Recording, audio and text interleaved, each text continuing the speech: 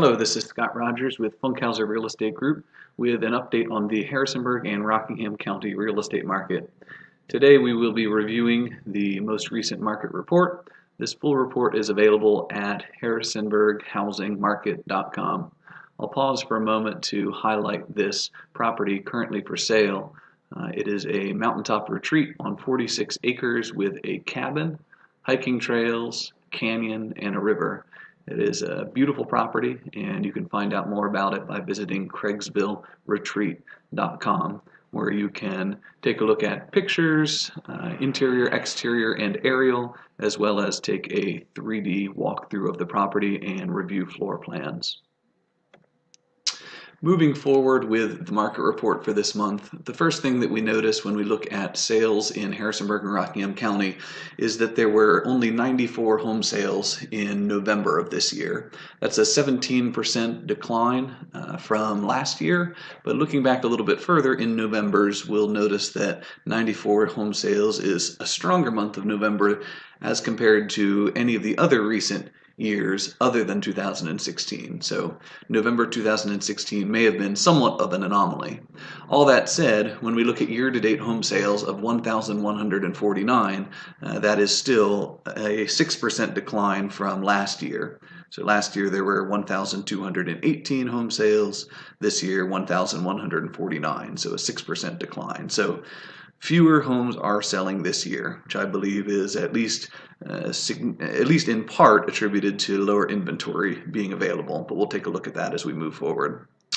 Median sales prices are up 3%, and if you look at this long-term trend here over the past 4 years for January through November home sales, you'll see 178,000, 186,000, 192,000, 198,000. So some steady increases there, 3% increase in prices over the past year. And homes are selling much more quickly. So a decline from 51 days on market last year to 33 days on the market this year. So fewer homes are selling at higher prices, and they are selling more quickly.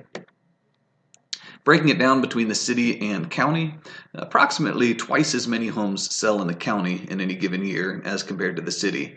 But when we look at the trends from year to year, we see that city home sales have slowed a bit more, a 9% decline in those sales, as compared to only a 2% decline in county home sales. The prices in both the city and county have risen, a 6% increase in the city and a 4% increase in the county. Homes sell more quickly, almost twice as quickly in the city, with a median days on market of 24 days in the city and 43 in the county.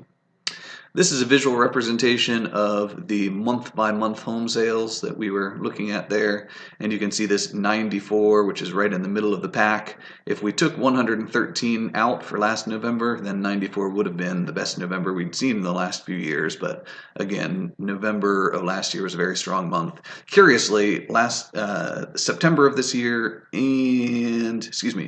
last year as well as August of last year were also significant outliers, which led to a very high year of sales volume last year. Looking forward to next month, we're likely to see perhaps 80 to 90 home sales in December before falling down to about 50 to 60 in January and February.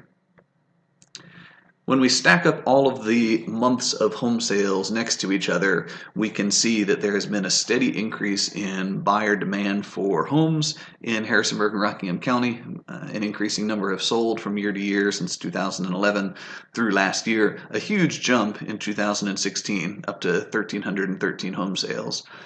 One other thing I'll point out with this visualization is that this 1,149 homes that have sold thus far in 2017 is more than sold in the full year of 2015, 14, 13, 12, and 11. So we'll have another month pile on top of that, and again, we should see a sizable increase as compared to 2015, though certainly we're expecting a decline as it compares to 2016.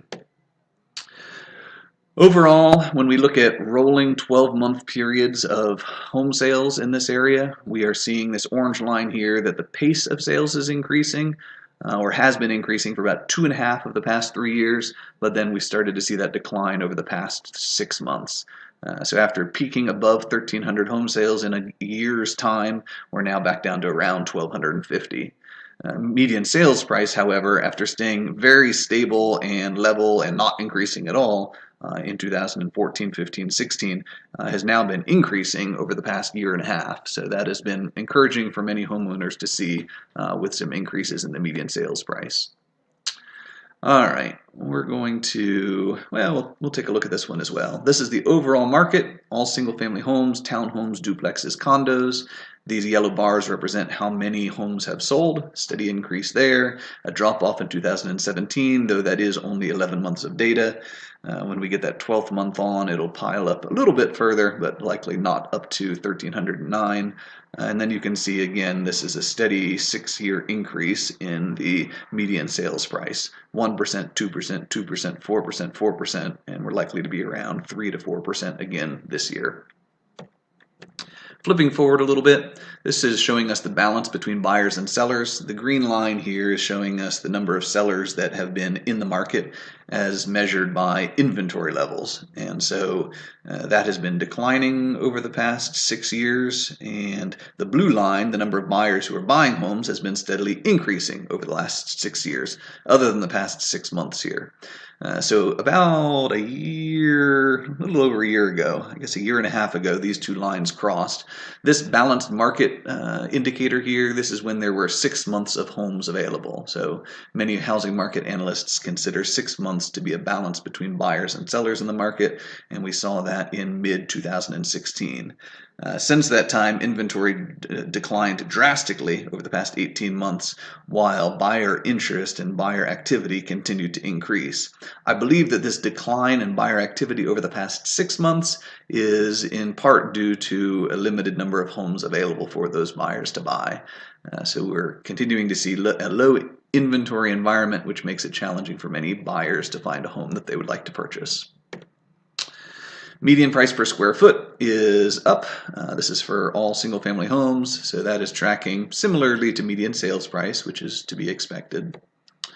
And let's take a look at a few other things. New construction single-family home trends. So lots of single-family homes sold back in the early 2000s, and then that dropped off sharply. Between 2010 and 2014, there were fewer than 50 or 51 home sales per year of new homes. We've started to see that pick up. There were 82 last year and 67 so far this year. So we're starting to see somewhat of an increase in new single-family home sales, but I would say not enough. Typically, in a low inventory environment, the way that is cured in the mid to long term is through new construction. We need more housing inventory for buyers to buy, and typically the way to solve that is to add to the housing stock. And so I do believe we need more for sale home construction in this area. There is construction in this area, but much of it is student housing or rentals that are being built right now. Contract activity, last month, just to note, 112 contracts. That was a slight increase as compared to last October, though then in November we did see a decline. So 93 contracts last November and 79 contracts were signed this November. And overall, we're seeing about a 6 to 7% decline in contract activity.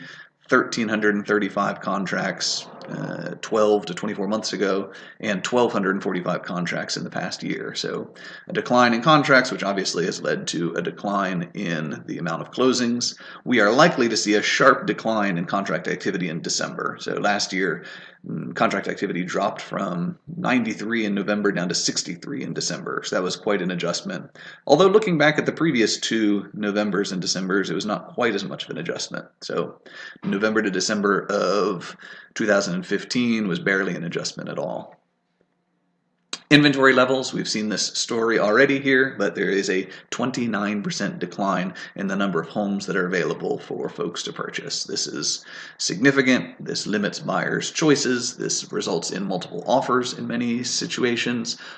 This is helpful for sellers, but not at all desirable or helpful for buyers who are trying to buy in the current market.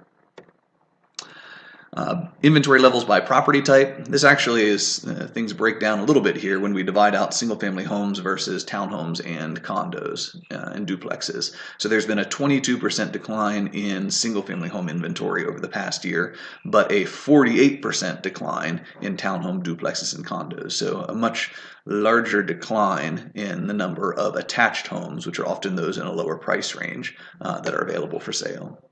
Between the city and the county, not much of a difference here, so 28 and 29% decline in inventory, so pretty similar story in the two geographic regions in the area. This is an interesting one. So days on market, of the homes that actually close, 46% of those that close sell, go under contract in 30 days or less. So again, that's not 46% of homes that come on the market, but 46% of those homes that do sell are going under contract very quickly, in less than 30 days. Home sales by price range. Many of the home sales in our market are under $200,000, 54 a month on average.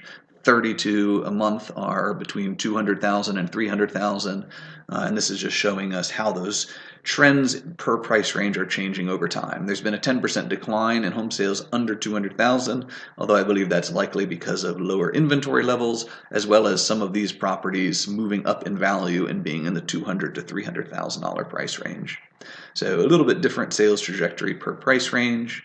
Inventory levels, this one's kind of has lines going all over here, but I guess the big thing to know is that 2 years ago there was a significantly higher number of under 200,000 homes for sale and 200,000 to 300,000 homes for sale, and now they're clustering right around the same place as these other price ranges. So a 41% decline year over year in the number of homes for sale under 200,000, a 28% decline 200,000 to 300,000, etc. Let's see here. Lastly, I'll just touch on mortgage rates. The mortgage rates continue to be quite favorable. So we have been under 4% for a 30-year fixed rate mortgage for the past 7 months. And while we did see an adjustment in early 2017, we did not stay above 4% for very long. So this makes it a very favorable time for a buyer to be locking in an interest rate in their housing costs. Few websites to mention here. Again, harrisonburghousingmarket.com is where you'll find this full report. You can download and take a look at it a little bit more closely. Harrisonburghousingtoday.com is my real estate blog where I post multiple times during the week updates on our local real estate market and other things real estate related. And this back page here of this report does have some other websites that could be of interest to you. Again, this is Scott Rogers with Funkhauser Real Estate Group with an overview of the Harrisonburg and Rockingham County real estate market as through the end of November 2017. Have a great month.